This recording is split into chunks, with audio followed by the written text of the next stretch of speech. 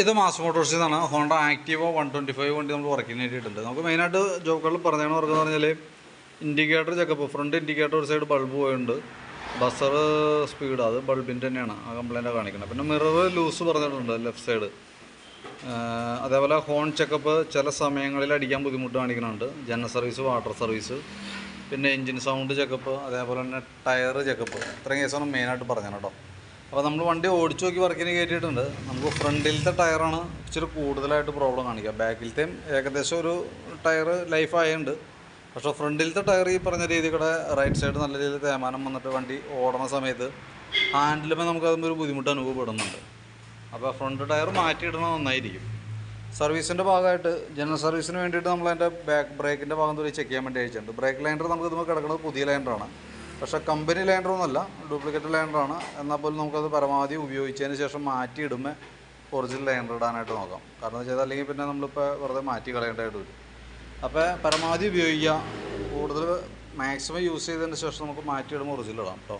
പിന്നെ ബ്രേക്കിൻ്റെ ക്യാമൊക്കെ ഒന്ന് അയച്ച് ഗ്രീസ് ചെയ്യുന്നുണ്ട്. ബാക്ക് വീൽ പിടിപ്പിക്കുന്ന ഷാഫ്റ്റിൻ്റെ ബെയറിംഗ് ഒക്കെ ചെക്ക് ചെയ്ത് വേറെ കംപ്ലൈൻ്റ് ഒന്നുമില്ല. ബാക്കിലത്തെ ടയർ ഞാൻ ഈ പറഞ്ഞ രീതിയുടെ അതിൻ്റെ ടയറിൻ്റെ ഇൻഡിക്കേഷനാണ് ഈ കാണുന്നത് കേട്ടോ. അതിൻ്റെ ലെവലിലേക്ക് എത്തിയിട്ടുണ്ട്. കുറേ കൂടി ഓടിച്ചിട്ടാണ് മാറ്റി കളയുക. അതേപോലെ ഹബിൻ്റെ ഭാഗത്ത് ചെക്ക് ചെയ്ത് വേറെ കംപ്ലൈൻ്റ് ഒന്നുമില്ല. ഗിയർ ഓയിലും കാര്യങ്ങളും നമ്മൾ ചെക്ക് ചെയ്തിട്ടുണ്ട്, വേറെ കംപ്ലൈൻ്റ് ഒന്നുമില്ല കേട്ടോ. പിന്നെ അതേപോലെ നമ്മളതിൻ്റെ എയർ ഫിൽറ്ററൊക്കെ ഒന്ന് ചെക്ക് ചെയ്യാൻ വേണ്ടി അയച്ചാണ്. എയർ ഫിൽറ്ററൊക്കെ നമുക്ക് പുതിയ ഫിൽറ്ററൊക്കെ കിടക്കണേ. കമ്പനി ഫിൽറ്റർ, ഹോണ്ടയുടെ ഒറിജിനൽ ഫിൽറ്റർ തന്നെയാണ് നമുക്കിതൊന്ന് യൂസ് ചെയ്യുന്നത്. അപ്പോൾ അതൊന്ന് തുടച്ച് ക്ലീൻ ചെയ്ത് റീസെറ്റ് ചെയ്യാനുള്ളൂ. പിന്നെ ക്ലച്ചിൻ്റെ ഭാഗം നമ്മൾ അയച്ചിട്ടുണ്ട്. സർവീസിൽ ക്ലച്ച് ഭാഗം അയക്കുന്നതിൻ്റെ കാരണം വെച്ചാൽ ക്ലച്ച് ഗ്രീസിങ് നമുക്ക് കമ്പൽസറിയാണ്. അപ്പോൾ ക്ലച്ച് നമുക്ക് ഈ സൈഡ് ഓയിലോ കാര്യങ്ങളൊന്നുമില്ല, നമ്മൾ മാനുവലായിട്ട് അഴിച്ച് ചെക്ക് ചെയ്യണം. ഗ്രീസിങ് ആവശ്യമാണെങ്കിൽ ഗ്രീസ് ചെയ്ത് കൊടുക്കണം. അതിന് വേണ്ടിയിട്ടാണ് നമ്മൾ ക്ലച്ച് സൈഡ് നമ്മൾ അഴിക്കണത്. അപ്പോൾ അതിൻ്റെ വേരിയേറ്റർ ബോഡി, ബോസ് ഡ്രൈവ് കാര്യങ്ങളൊക്കെ ചെക്ക് ചെയ്തു. ഇതൊക്കെ പുതിയതാണ് കിടക്കുന്നത് കേട്ടോ. അതായത് വേരിയേറ്റർ ബോഡി പുതിയതാണ്, റോളർ കാര്യങ്ങളൊക്കെ പുതിയതാണ് കിടക്കുന്നത്. ക്ലച്ച് യൂണിറ്റ് വേറെ കംപ്ലൈൻ്റ് ഒന്നുമില്ല, വർക്കിംഗ് ഓക്കെയാണ്. അതേപോലെ ഇതുമേ യൂസ് ചെയ്താണ് ബെൽറ്റും പുതിയ ബെൽറ്റാണ്, പുത്തൻ ബെൽറ്റ് കിടക്കുന്നത്. കമ്പനി ബെൽറ്റ് തന്നെയാണ്, ഹോണ്ടയുടെ ഒറിജിനൽ ബെൽറ്റിനാണ് നമുക്ക് കിടക്കുന്നത് കേട്ടോ.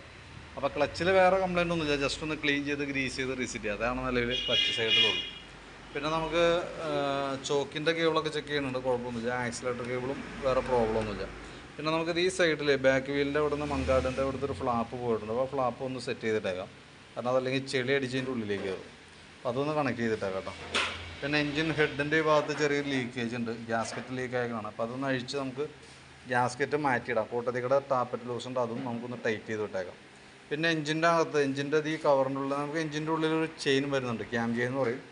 അത് ഓട്ടോമാറ്റിക്കായിട്ട് അഡ്ജസ്റ്റ് ചെയ്യുന്നൊരു യൂണിറ്റാണ്, ടെൻഷനർ എന്ന് പറയും. ഈ ഒരു ഐറ്റം കംപ്ലൈൻറ്റ് ആയതുകൊണ്ടാണ് നമ്മുടെ വണ്ടിക്ക് ആ ചിലമ്പൽ സൗണ്ട് കാണിച്ചുകൊണ്ടിരുന്നത്. അപ്പോൾ അത് നമ്മൾ മാറ്റിയിട്ട് ആണ് ഇപ്പോൾ വർക്കിന് കയറ്റിയത്. മാറ്റി നമ്മൾ വണ്ടി ഓടിച്ചു നോക്കി, അപ്പോൾ സൗണ്ട് നന്നേ കുറവുണ്ട്. പിന്നെ വാൽവ് ലൂസ് ഉള്ളത് അത് നമ്മളൊന്ന് സെറ്റ് ചെയ്ത് കഴിയുമ്പോഴത്തേക്ക് ആ ഭാഗം ഓക്കെ ആയിക്കോളും, വേറെ പ്രോബ്ലം ഒന്നുമില്ല. പിന്നെ കാർബറേറ്ററുമായി ബന്ധപ്പെട്ട് പ്രത്യേകിച്ച് കംപ്ലയിൻസ് ഒന്നുമില്ല. കാർബറേറ്റർ തൽക്കാലം നമ്മൾ അഴിക്കേണ്ട, കാരണം അഴിക്കാതിരിക്കുന്നതാണ് നല്ലത്. കാരണം ഇപ്പോഴത്തെ പെട്രോൾ E20 പെട്രോളാണ്. അത് ഉപയോഗിക്കുമ്പോൾ കോമൺ ആയിട്ട് ഒട്ടുമിക്ക വണ്ടിയുടെയും കാർബറേറ്റർ കംപ്ലയിൻ്റ് ആണ്. പ്രത്യേകിച്ച് നമ്മുടെ വണ്ടിക്ക് ഒരു ഓവർഫ്ലോൻ്റെ കംപ്ലയിൻറ്റോ മിസ്സിങ് പ്രശ്നങ്ങളൊന്നും പറഞ്ഞിട്ടില്ല. നമ്മൾ ചെക്ക് ചെയ്യാൻ വേണ്ടി പ്രത്യേകിച്ച് കംപ്ലയിൻറ്റ് കണ്ടിട്ടില്ല. അപ്പോൾ അതുകൊണ്ട് നമ്മൾ തൽക്കാലം അഴിക്കാതിരിക്കണം നല്ലത് കേട്ടോ. ജനറൽ സർവീസിൽ വരുന്നതല്ല കാർബറേറ്റർ ക്ലീനിങ്, നമ്മൾ അഡീഷണൽ പേ ചെയ്യേണ്ട കേസാണ്. പ്രത്യേകിച്ച് ഒരു കംപ്ലയിൻറ്റ് ഇല്ലെങ്കിൽ നമുക്ക് അത് അഴിക്കാതിരിക്കണം നല്ലത് കേട്ടോ. ഫ്രണ്ടിലേക്ക് വരുമ്പോൾ ഫ്രണ്ട് ബ്രേക്കിൻ്റെ ഭാഗം കൂടി നമ്മൾ അഴിക്കും. ബാക്ക് വീൽ ഇപ്പോൾ അഴിച്ചാണ്. അതിന് ശേഷം ഫ്രണ്ട് ബ്രേക്കും കൂടി അഴിച്ച് ക്യാമ് ഗ്രീസിങ് ഒക്കെ നടത്തി നമ്മൾ റീസെറ്റ് ചെയ്യും കേട്ടോ. അപ്പോൾ ടയറിൻ്റെ കണ്ടീഷൻ ഞാൻ പറഞ്ഞു, ടയർ മാറ്റിയിടാനായിരിക്കും നല്ലത്. ഞാൻ എസ്റ്റിമേറ്റിൽ ടയറും കൂടി ഉൾപ്പെടുത്തിയിട്ടുള്ള എസ്റ്റിമേറ്റ് പറയാം. അത് നോക്കിയിട്ട് നമുക്ക് MRF ഉണ്ടെങ്കിൽ നമുക്ക് MRF തന്നെ എടുക്കാം. MRF 1RF അല്ലെങ്കിൽ അപ്പോൾ അതിനകത്ത് ഏതെങ്കിലും രണ്ട് യൂസ് ചെയ്താൽ മതി, അതാണ് കുറച്ചുകൂടി ബെറ്റർ. അത് കമ്പനി പാറ്റേൺ വരുന്ന മോഡൽ. അപ്പോൾ അത് നോക്കിയിട്ട് അതനുസരിച്ച് ഞാൻ ഒരു എസ്റ്റിമേറ്റ് ഇട്ടേക്കാം.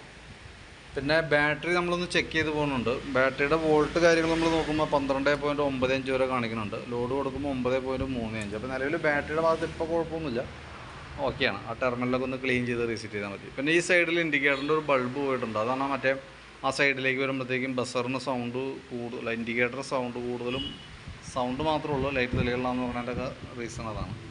പിന്നെ നമ്മുടെ ഈ വണ്ടിയുടെ ഹെഡ് ലൈറ്റിൻ്റെ ഭാഗം ഉണ്ടല്ലോ, ശരിക്കും ഫേഡായിട്ടുണ്ടോ, ഫൈബർ ഗ്ലാസ് ആണ്, ശരിക്കും ഫേഡായിട്ടുണ്ട്. അപ്പോൾ വെട്ടത്തിലൊക്കെ കുറവുണ്ടാകാൻ സാധ്യതയുണ്ട്. ഹെഡ് ലൈറ്റിന് വെട്ടം കുറവായിരിക്കും കേട്ടോ. അത് നോക്കാം, അത് ഇടയ്ക്ക് എപ്പോഴെങ്കിലും അത് മാറ്റി കളയണം നല്ലത് കേട്ടോ. ഇത് ഇതേപോലെ അസംബ്ലി ആയിട്ട് മേടിക്കാനായിട്ട് കിട്ടും, അതെടുത്ത് മാറ്റി കളയണം ബെറ്റർ. കാരണം ഇത് കുറേ കൂടി ഓടുമ്പോൾ നമുക്ക് മഴയുള്ള സമയത്തൊക്കെ നൈറ്റ് ഓടിക്കാൻ പറ്റില്ല, ഒട്ടും വെട്ടമില്ലാത്തൊരു കണ്ടീഷനിലേക്ക് വരുന്നത്. ഒന്ന് ഓർമ്മയിൽ വെച്ചേക്കാം. ഇനി അതല്ല ഐറ്റം നമുക്ക് വേണമെന്നുണ്ടെങ്കിൽ നമുക്കൊന്ന് പറയുകയാണെങ്കിൽ നമുക്ക് ബുക്ക് ചെയ്തിട്ടേക്കാം. ഇടയ്ക്ക് എപ്പോഴെങ്കിലും ഒന്ന് മാറ്റിയാൽ മതി. ഓൾറെഡിയിൽ സ്റ്റോക്ക് എടുത്ത് വയ്ക്കാൻ സാധ്യത കുറവാണ് കേട്ടോ.